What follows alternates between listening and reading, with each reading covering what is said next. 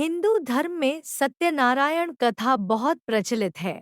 यह व्रत पूर्णमासी के दिन किया जाता है। भगवान विष्णु को प्रसन्न करने के लिए भगवान विष्णु का ही एक रूप स्वरूप है जो सत्यनारायण के नाम से प्रचलित है। सत्यनारायण का व्रत पूर्णमासी के दिन किया जाता है।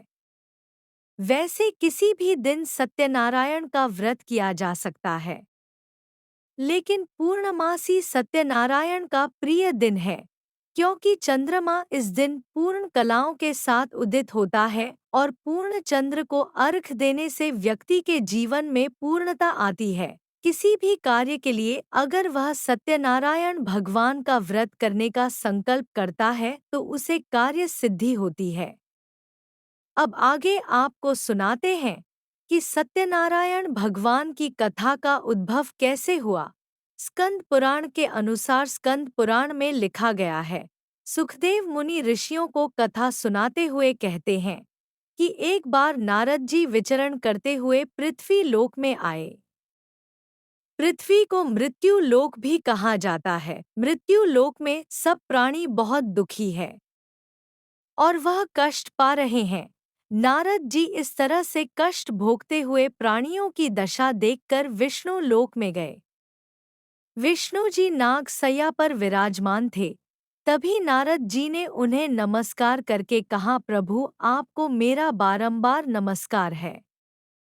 तभी विष्णु जी ने कहा, कहो नारद कैसे आगमन हुआ? तुम्हारा जरूर किसी कारणवश आगमन हुआ होगा, बताओ क्या कारण है?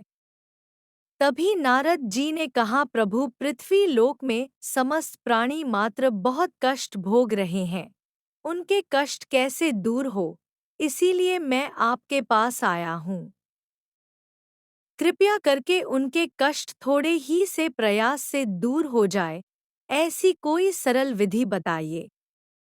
तभी भगवान विष्णु नारद जी से सत्य का व्रत करने को कहते हैं। अगर पृथ्वीलोक के प्राणी सत्य का व्रत करेंगे तो उनके कष्ट दूर हो जाएंगे। सत्य ही ईश्वर है और प्रभु विष्णु ही नारायण है, इसलिए सत्यनारायण कहा गया है। अतः सत्यनारायण का जो भी कोई व्रत पूर्णमासी के दिन करेगा और पूर्णिमा के चंद्रमा को जल से अर्घ्य दें, यही एक मृत्यु लोक में सरल उपाय है। जीवन में उसे सफलता प्राप्त होगी और मरने पर मोक्ष प्राप्त होगा। एक बार भगवान विष्णु और भगवान ब्रह्मा में विवाद हुआ कि दोनों में श्रेष्ठ कौन है। तभी उनके बीच ब्रह्मदेव और विष्णु देव ने तय किया कि ब्रह्मदेव ऊपर और विष्णु जी नीचे दिशा की ओर जाएंगे उस ज्योति स्तंभ का आरंभ अथवा अंत ढूंढने। विष्णु कितना भी नीचे जाते, उस ज्योति स्तंभ का अंत न मिला। उसी तरह ब्रह्मा जी को भी ऊपर की तरफ उसका अंत नहीं मिला। रास्ते में ब्रह्मदेव को केतकी का पुष्प मिला। ब्रह्मदेव ने केतकी से कहा कि जब मैं कहूँ कि मुझे इस ज्योतिस्तंभ का अंत मिल गया है तो तुम हाँ कहना। फिर ब्रह्मदेव नीचे की तरफ चले और उधर विष्णुदेव ऊपर की तरफ। जब दोनों की मुलाकात हुई तो विष्णुजी ने कहा कि उन्हें उस ज्योति स्तंभ का अंत नहीं मिला। फिर ब्रह्मदेव ने कहा कि मुझे ऊपर की तरफ इसका अंतिम छोर मिल गया। केतकी पुष्प ने भी ब्रह्मदेव की हाँ में हाँ मिलाई।